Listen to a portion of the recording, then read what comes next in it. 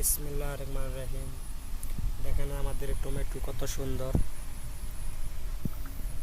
পঞ্চগড়ে এবার ফলন ভালো হয়নি, তো যা হয়েছে তাতে আমরা খুশি। বাট কিন্তু টমেটো আমরা 1800 টাকা মন দিয়ে ঘরে তুলছি। এখন এই টমেটো ঢাকায় বিক্রি করতেছি 1200 টাকা ক্রেট। তো এই হিসাবে আমাদের আড়তদারের প্রচণ্ড লস। আবার শোনা যাচ্ছে নাকি ঈদের পরে এলচি টমেটো ঢাকায় ঢুকবে। তো যদি এলচি টমেটো ঢাকায় ঢুকে তাহলে আমাদের পঞ্চগড়ের যত আড়তদার আছে হাজার হাজার কোটি টাকা লস হয়ে যাবে। তাই আমি সরকারের কাছে বিনোদভাবে আহ্বান করছি যে বিদেশি টমেটো এখন না ঢোকার জন্য।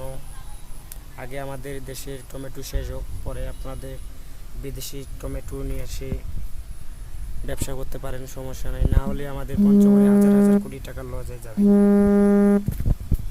এটাই বলে আমার কথা শেষ করছি। ভালো থাকবেন সবাই, সুস্থ থাকবেন। ধন্যবাদ।